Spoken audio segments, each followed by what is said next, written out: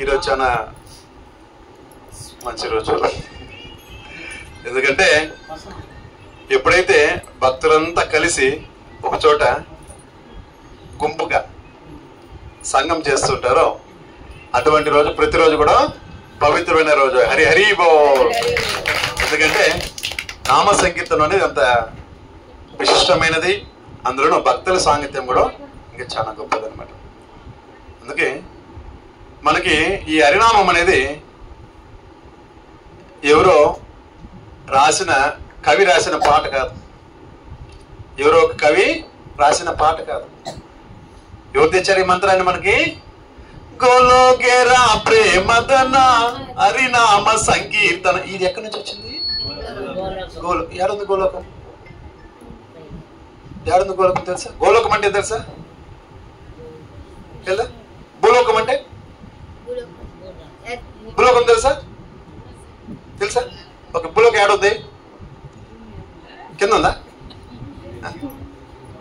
మనం ఏదైతే ఉన్నామో ఆ లోకము భూలోకం.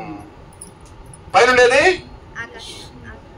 ఆకాశం ఉందా? Very nice. హరి హరి ఉన్నత లోకాలు ఉందన్నమాట, వైకుంఠ లోకాలు అంటారు అనమాట. 7 లోకాల పైన భూలోకం 8, దీని కింద మరొక 7 లోకాలు, అంటే ఇది మధ్య లోకం అనమాట. ఇట 14 లోకాలు ఉందన్నమాట. మొత్తం ఎన్ని లోకాలు ఉంది? కిందకి వెళ్ళిపోతే ఏముంటుంది? అతల వితల సుతల మహాతల రసాతల పాతాల. ఎన్ని తలలు ఉన్నాయి? అతల వితల సుతల మహాతల పాతాల అట అట అన్ని లోకాలు అనమాట. ఆ లోకాలు ఎవరికి తెలుసా? ఆ లోకాలు ఎవరికి ఉంటుంది తెలుసా? ఆ లోకంలో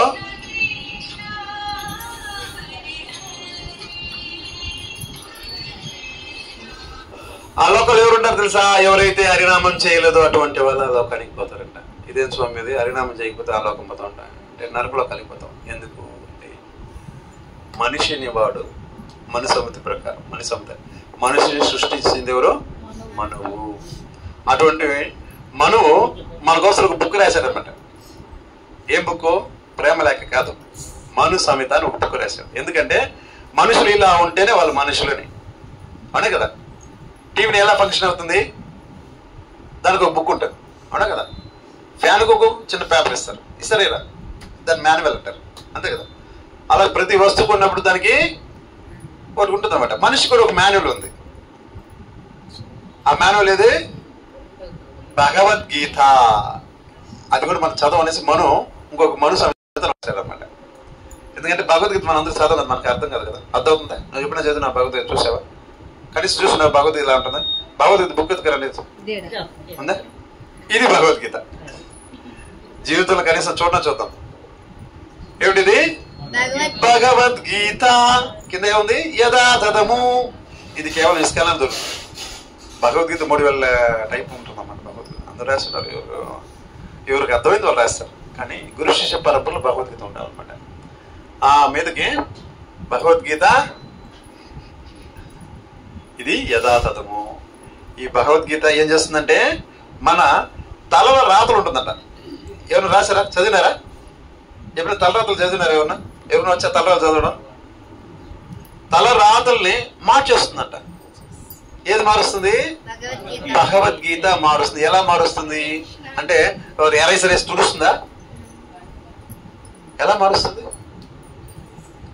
ప్రతినిత్యము భగవద్గీత పారాయణం చేస్తే. ఎంతమంది భగవద్గీత ప్రతిరోజు పారాయణం చేస్తారు? ఎంతమంది పారాయణం చేస్తున్నారు ప్రతిరోజు భగవద్గీత? చదివేవాళ్ళు చదువుతారా? భగవద్గీత మీకేం చెప్పింది? చదవాలని చదువుతారు అంతే, మైండ్కి ఎక్కదు. ఓకే, ఆ మైండ్ నీకు ఏముంది? ఖాళీ లేదా? భగవద్గీత మైండ్కి ఎక్కాల్సిన పని లేదంట. ప్రతిరోజు చదువుకుంటే చాలంట. చదువుగా భగవద్గీత మొత్తం లోపలికి దిగిపోతుంది. ఏమవుతుంది? భగవద్గీత దిగితే ఆచరించడం ప్రారంభిస్తాము. అంటే ఏదైతే విద్య ఉందో ఆ విద్య నేర్చుకుంటే లాభం లేదు, నేర్చుకున్నాన్ని ప్రకటిస్తే అంటే దాన్ని ఆచరణలో పెట్టుకొస్తే అప్పుడు బాగుంటుంది. నేను బాగా చదువుతానండి, నేను ఫస్ట్ క్లాస్ వచ్చేలా చదువుతాను, కానీ ఎగ్జామ్ రాయనంటే ఏముంటుంది? ఎలా ఉంటుంది? నాకు వచ్చు కానీ రాయను అంటే ఎలా ఉంటుంది? పిచ్చోడు అంటారు అటు, అంతే కదా. కానీ భగవద్గీత ఎప్పుడు మనం చదువుతామో క్రమేపీ ఒక గురు శిష్య పరంపరలో, ఇక్కడ చూడండి, గురువు ఎవరు? గురువు ఎవరు? శ్రీకృష్ణుడు. శిష్యుడు ఎవరు? అర్జునుడు.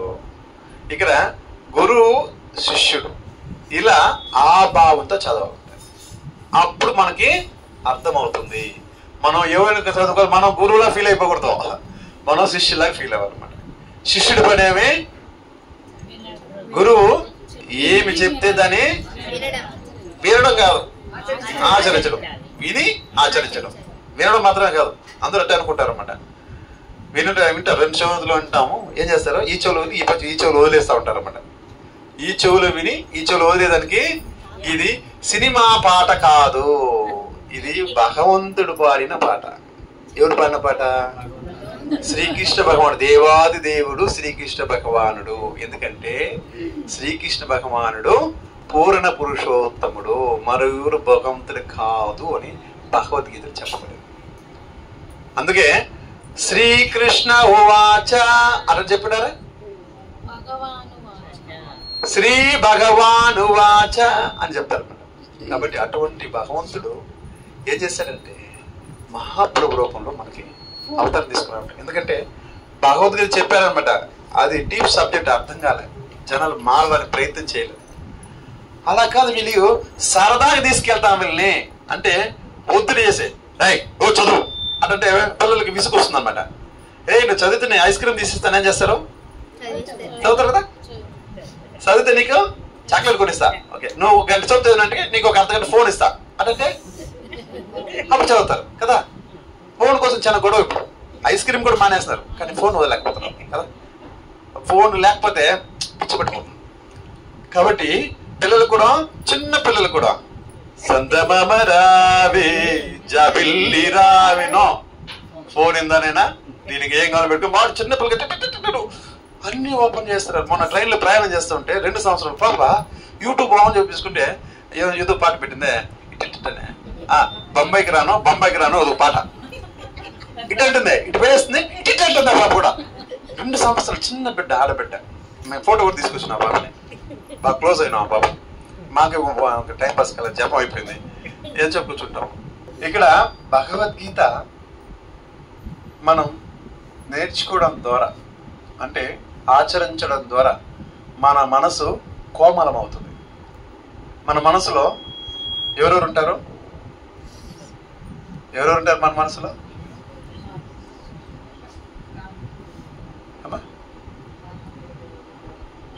మాతా చెప్తుంది, భలే చెప్తుంది. 6 ఉంటారన్నమాట. ఎవరుంటారు మన మనసులో? కామ క్రోధ లోభ మోహ మద మాత్సర్య 6 గుణాలు ఉంటుందంట. భలే గుణాలు. అది ఆ గుణాలని ఏం చేయాలా? పోషిస్తున్నాం అంటే అట్లా పోషిస్తున్నాం. No satisfaction. ఈ 6 గుణాలు, ఏదో గుణం లేదా కుదిరితే 2-3 గుణాలు, ఇంకా కుదిరితే 6 కూడా. ఎలా ఎందుకు పోషిస్తున్నాం చెప్పండి? ఎవరికి సస్యమైన కోరికే లేనప్పటికీ కూడా ఇరుగు పొరుగు వాళ్ళు చూసినా ఆ కోరికను తెచ్చుకుంటారు. మరొకరు చూసినా అంటే మనకు నక్క పులితో కథ తెలిసేదనమాట. ఈ పులికేమో అందరూ భయపడుతుంటారు, నక్కకు బాధ, నక్కను చూసి ఎవరు భయపడలేదంట. ఆ బాధతో ఏం చేసిందంటే ఆ నక్క వెళ్ళి రంగు నీళ్ళతో కాస్త పట్టెలు తీసుకొచ్చింది అనమాట. పులి వేసుకున్న పట్టెలు తీసుకొచ్చింది. అంటే ఒక కథలో వాతలు పెట్టుకొచ్చింది ఉంటుంది, ఇంకో కథలో రంగు వేసుకొచ్చి ఉంటుంది అనమాట. ఆ రంగు వేసుకొచ్చింది అనమాట. వేసుకొచ్చేసి అనేది అనమాట. ఎటరుస్తుంది పులి, అటరుస్తుంది, ఇంకా మారుస్తుంది తెల్ల, ఒక అరుపు అరుస్తుంది. ఆ పులి అరుపు విన్న తర్వాత మిగతా జంతువులు కూడా కొద్దిగా భయపడడం మారిపోయింది అనమాట. ఎందుకు పులి వచ్చింది, నిజంగానే పులి వస్తుంది అనేసి. ఆ భయపడే లోపల దీనికి సంతోషం, నన్ను చూసి భయపడుతున్నారు, ఒక ఆనందం, అంతే కదా. ఎవరికైనా కానీ మనం చూసి ఎవరు భయపడితే భలే హ్యాపీ అనమాట. నన్ను గౌరవించాలా, మన ఎవరు గౌరవం, కానీ అందరూ నాకు గౌరవించాలనుకుంటాం, అవునా కదా. మన దగ్గర మంచిదనివే ఉండదు, కానీ అందరూ మన అందరూ పోడాలా, ఊరికనే పోడాలా, అబ్బా నువ్వు ఎంత మంచిదనివి అటనాలా. అంతా ఎలా సార్ తీసుకో, ఓకే. ఇంకో చాలా మంచిది, ఇంకొక పెన్సిల్ కూడా ఇస్తారు అనమాట. అడిగితే ఇంకేం అడిగితే మంచిదని చెప్పేస్తారు, ఏమని ఇచ్చేస్తారు అంటే పొగిడి పొడి కొందరు బతికేస్తున్నారు. అది వీళ్ళకి తెలియ. కానీ పొగిడించుకోవాలని కోరిక. ఎందుకు ఈ కోరిక వచ్చింది చెప్పండి? ఆశ వల్ల. మనకేముంటుందంటే ఈ ఆశ, అందరూ నన్ను పొగడాలని కోరిక ఉంటుంది, కానీ మనం ఎటువంటి మంచి కార్యం చేయకుండా పొగిడించుకోవాలని మన కోరిక అనమాట. మంచి పనులు చేయం, భగవద్గీత చదవం, భాగవతం చదవం, వినవు, ఏమి చేయనమాట. కానీ నామాలు పెట్టుకునేస్తాము, భక్తులైపోవాలని కోరిక. నామాలు పెట్టుకుంటే వెంటనే భక్తులు అవుతామా? అవుతాం. నామాలు పెట్టుకుంటేనే భక్తులు అవుతాం. నామాలు పెట్టుకుంటే భక్తులు అవుతాం కాదు, నామాలు పెట్టుకుంటేనే భక్తులు. ఫస్ట్ స్టెప్ నామం. అందుకే మన ఇస్కానికి ఎవరు వచ్చినా ఫస్ట్ నామం పెడతాం. వాళ్ళు నచ్చకపోయినాయి, వాళ్ళు మొక్క ఇట్ట కూడా పెట్టుకొని మేము ఒప్పుకోం, నామం పెడతాం అంతే. జన్మాష్టమికి వస్తే మీకు తెలిసేది. కొందరైతే ఇంత గది పెట్టండి, చిన్నది పెట్టండి అడుగుంటారు అన్నమాట, చిన్న పెట్టమంటారు. ఇంత పెద్ద నెత్తి ఇచ్చిన భగవంతుడు చిన్న నామం చాలు. భగవంతుడు ఈ అరిచి 2 అరిచి అంత నామం పెట్టుకుంటాడు. చూసారా? గోవిందుడు అంటేనే నామాలే. తిరుమల కొండకి ఈ పక్క ఒక నామం, ఆ పక్క ఒక నామం ఉంటుంది. పెద్ద నామం ఏడ కొన్ని వందల వేల కాదులే, కొన్ని కిలోమీటర్ నుంచి కనపడుతుంది. ఎంత దూరం నుంచి చూసినా కూడా కనపడుతుంది. ఎన్నో బయట పోయినాం అనుకోండి, బయట పోయి వచ్చేస్తే ఆ నామాలు గడిపితే మనకు వచ్చే ఆనందం చూడండి. అబ్బా, మన తిరుపతికి వచ్చేస్తాం, మన తిరుపతి సాటిస్ఫాక్షన్ అంట. మనకి బయట నుంచి వచ్చే వాళ్ళకి ఆ సప్తగిరిల మీద ఆ నామాలు చూస్తే ఏడుకొండలోడే కనపడినట్టుగా ఆనందపడతారు అన్నమాట. అంటే ఆ నామాలు ఎంత ఆనందిస్తుంది చూడండి. ఆనందిస్తుందా ఇదా?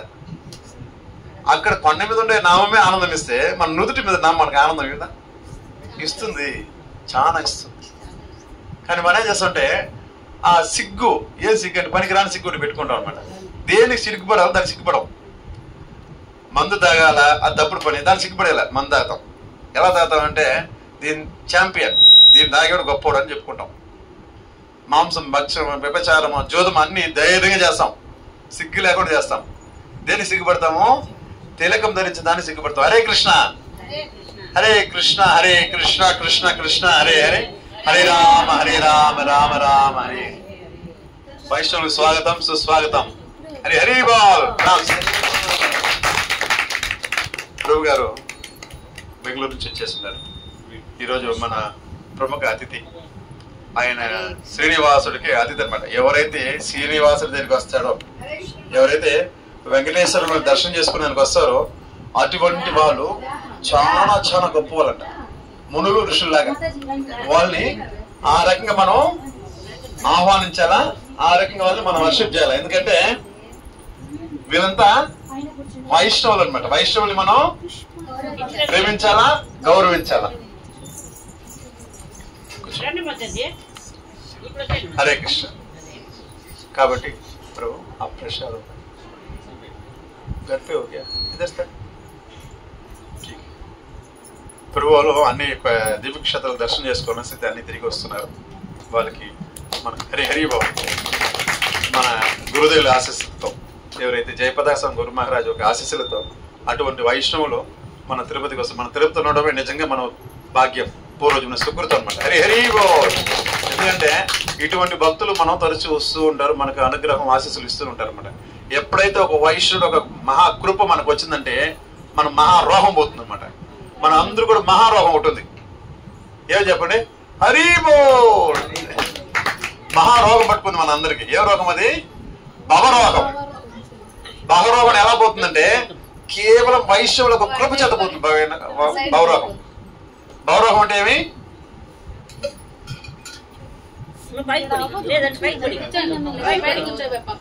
భవరోగం అంటే జన్మ, మృత్యు, జర, వ్యాధి. ఇది 4 భవరోగం. ఇది బాగుంటే ఏం చేయాలా? ఈ రోగం బాగుంటే అమృతాంజన్ రాసుకుంటే పోదు, అవిల్ టాబ్లెట్ వేసుకుంటే పోదు, సిట్రజన్ టాబ్లెట్ వేసుకున్నా పోదు. ఏం వేసుకుంటే పోతుంది? హరే కృష్ణ కృష్ణ కృష్ణ హరే హరే, హరే రామ రామ రామ హరే హరే. ఇది ఈ రోగానికి ఔషధం అనమాట. దీంతో పాటు వైష్ణవులకు సేవ. లడ్డు గోపాల్జీకి, లడ్డు గోపాల్ అడుగొచ్చారన్నమాట. ఇక్కడ స్పీకర్ మీద ఒక క్లాత్ పెట్టి, స్పీకర్ మీద పెట్టండి. క్లాత్ కాబట్టి ఈరోజు చూడండి, మనకి వైష్ణవులు వచ్చినారు, ఆయనతో పాటు దేవాది దేవుడు శ్రీకృష్ణ భగవానుడు లడ్డు గోపాల రూపంలో విచ్చేశారనమాట. ఇదన్నీ కూడా మన పూర్వజన్మ సుకృతం అన్నమాట. కాబట్టి కృష్ణ కథ అమృతం అంటారు. కృష్ణ కథ ఏది? కథ అమృతం అంటారు. అటువంటి అమృతమైన కథని, కొన్ని విషయాల్ని మన ప్రభు దగ్గర నుంచి మనం వింటాం ఈరోజు. హరే కృష్ణ. ప్రభుజీ आप थोड़ा संदेश दे दीजिए. मैं ट्रांसलेट करेगा तेलुगु.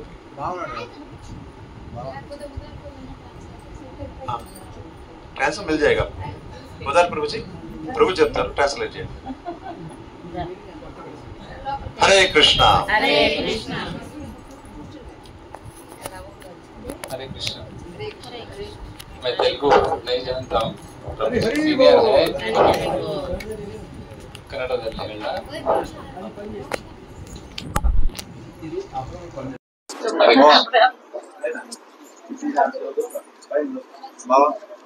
ನೀವೆಲ್ಲ భాగ్యశాలిಗಳು. ప్రభు ఏం చెప్తారంటే అందరూ భాగ్యవంతులు ఈ రోజు అంటున్నారు. ಯಾಕಂದ್ರೆ ನೀವು ಭಕ್ತರ ಸಂಘದಲ್ಲಿ ಬಂದಿದ್ದೀರಿ. ఎందుకంటే ఎవరు భక్తుల సంఘంలో ఉంటారు కదా, వాళ్ళందరూ భాగ్యవంతులే అని అంటారు. ಭಗವದ್ಗೀತೆ 7ನೇ ಅಧ್ಯಾಯ 28ನೇ ಶ್ಲೋಕ 7.28 ಅದರಲ್ಲಿ ಹೇಳ್ತಾರೆ, ಏಷಾಂ ತ್ವಂತಗತಂ ಪಾಪಂ ಜನಾನಾಂ ಪುಣ್ಯ ಕರ್ಮಣಾಂ ತೇ ದ್ವಂದ್ವ ಮೋಹ ನಿರ್ಮುಕ್ತ ಭಜಂತೆ ಮಾಂ ದೃಢವ್ರತ. ಇದರ ಅರ್ಥ ಇದೆ, ಯಾರದ್ದು ಪಾಪ ನಷ್ಟ ಆಗಿದೆ, ಯಾರದ್ದು ಪುಣ್ಯ ಹೆಚ್ಚಾಗಿದೆ. భగవద్గీత 7వ అధ్యాయము 28వ శ్లోకాలు చెప్తారంట, ఎవరిది పాపము తక్కువ ఉంటుంది, పుణ్యం ఎక్కువ ఉంటుంది.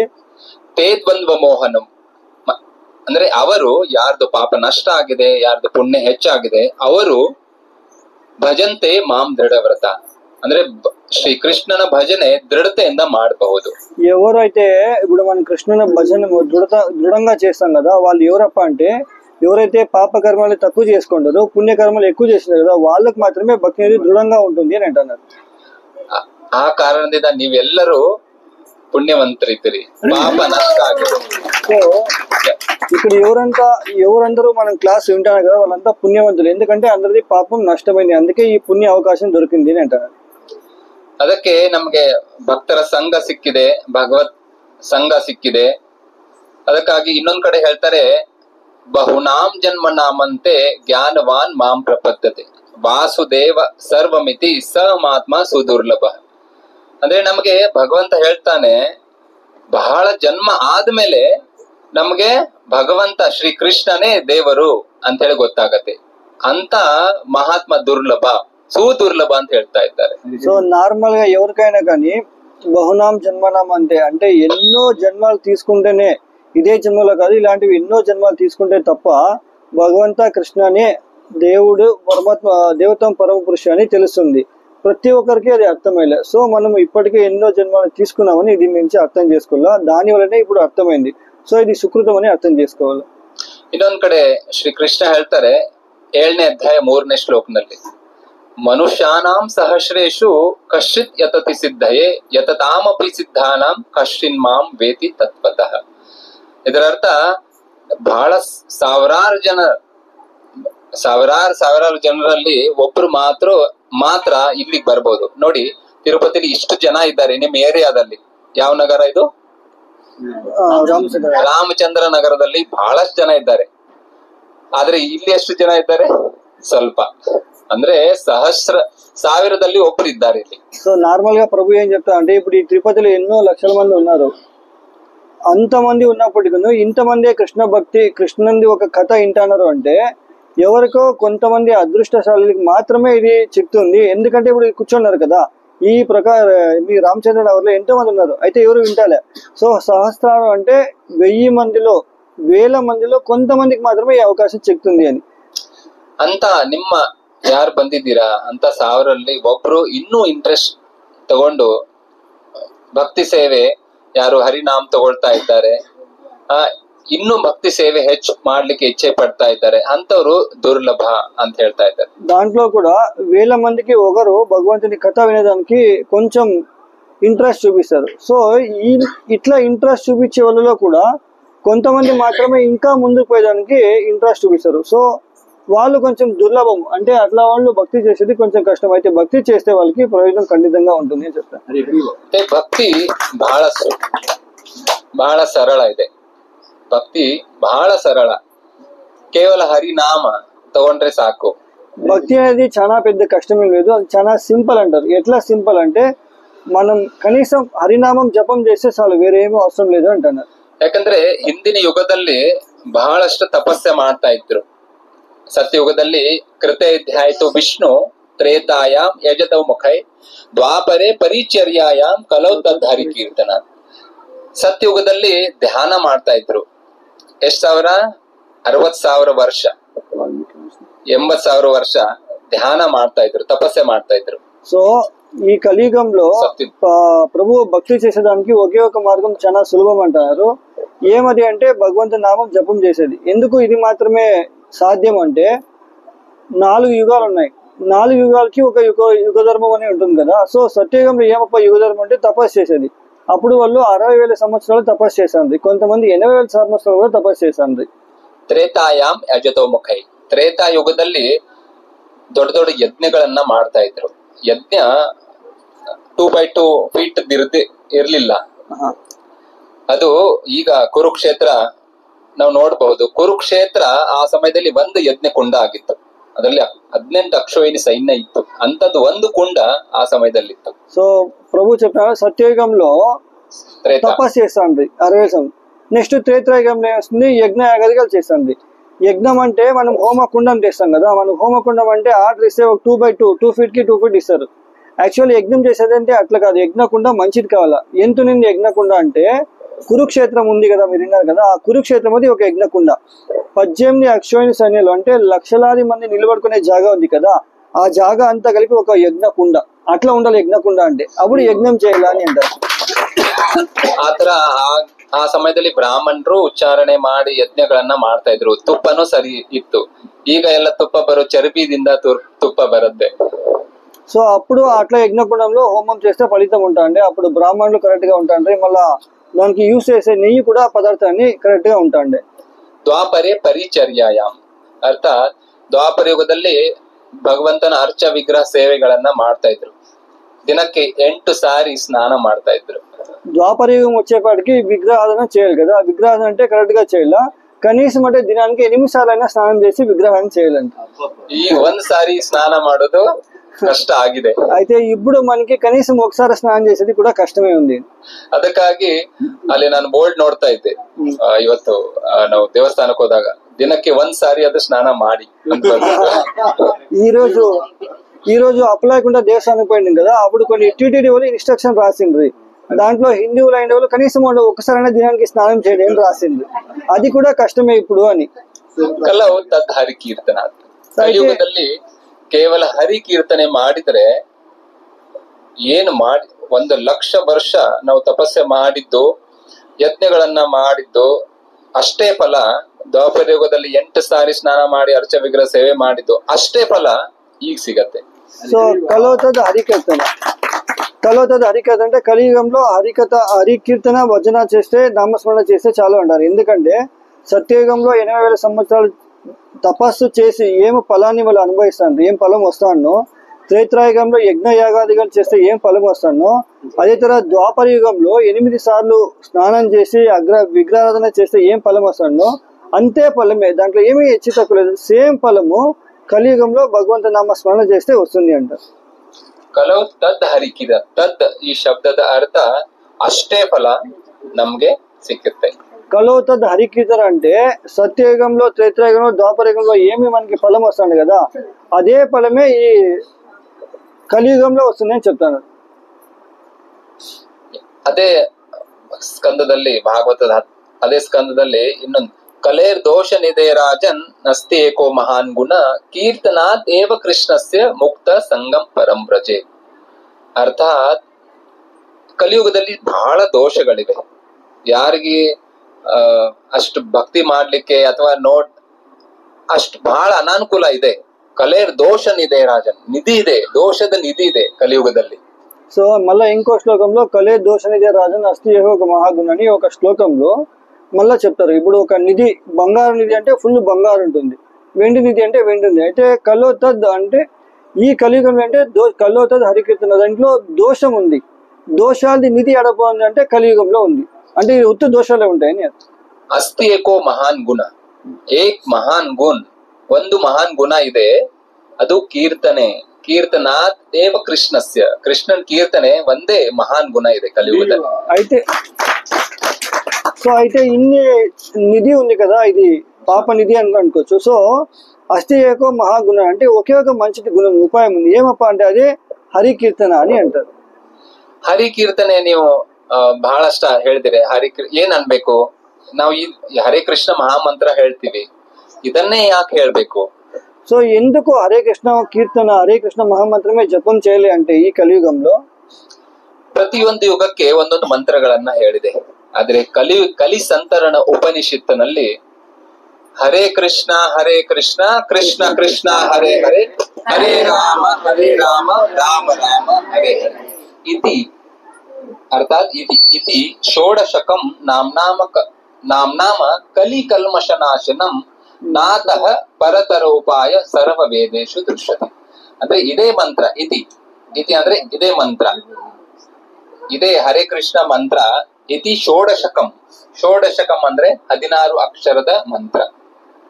సో ప్రతి ఒక్క యుగానికి ఒక్కొక్క మంత్రం ఉంటుంది. ఇప్పుడు సత్యయుగానికి, ద్వాపరయుగానికి, త్రేతాయుగానికి ఒక మంత్రం ఉంది. అయితే కలియుగంలో కూడా 16 నామాలు ఉండేంత, 16 పదాలు ఉంటాయి కదా. ఈ 16 ఉండేటువంటి ఈ నామం ఉంది, అదే ఏమప్ప అంటే హరే కృష్ణ మహామంత్రం అని చెప్తాను.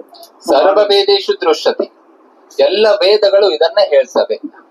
సో ప్రతి ఒక్క వేదము సహా ఓకే కలి సంతరణ ఉపనిషత్తులో ఏం చెప్తా అంటే ప్రతి ఒక్క యుగంకి ఒక్కొక్క మంత్రం జపం చేస్తాను కదా. కలియుగంలో 16 పదాలు ఉండేంత మంత్రం జపం చేయని చెప్తున్నారు. అది ఏమంటే ఇది భగవంతుడు హరే కృష్ణ మహామంత్రం. ಸರ್ವ ವೇದೇಷು ದೃಶ್ಯತೆ, ಎಲ್ಲ ವೇದಗಳು ಇದನ್ನೇ ಹೇಳ್ತವೆ. ప్రతి ఒక్క వేదము కూడా దీన్నే చెప్తుంది. నాతః పరతర ఉపాయ, ಇದನ್ನು ಬಿಟ್ಟು ಬೇರೆ ಉಪಾಯ ಇಲ್ಲ. నాతో పరతర ఉపాయం అంటే ఇది ఒక్కటి ఉపాయం తప్ప, ఇది వదిలేసి ఇంక వేరే ఏమీ లేదు, ఇది ఒకటే ఉండేది అని అంటారు. ಅದಕ್ಕಾಗಿ ನಾವು ಈ 16 ಅಕ್ಷರದ ಮಹಾಮಂತ್ರವನ್ನ ಪ್ರತಿದಿನ ಜಪ ಮಾಡಬೇಕು. సో ఈ 16 అక్షరాలు ఉండేంత ఈ నామాన్ని మనము జపం చేయాలి ఎప్పుడు అంటారు. హరే కృష్ణ కృష్ణ కృష్ణ హరే హరే, హరే రామ రామ రామ హరే హరే.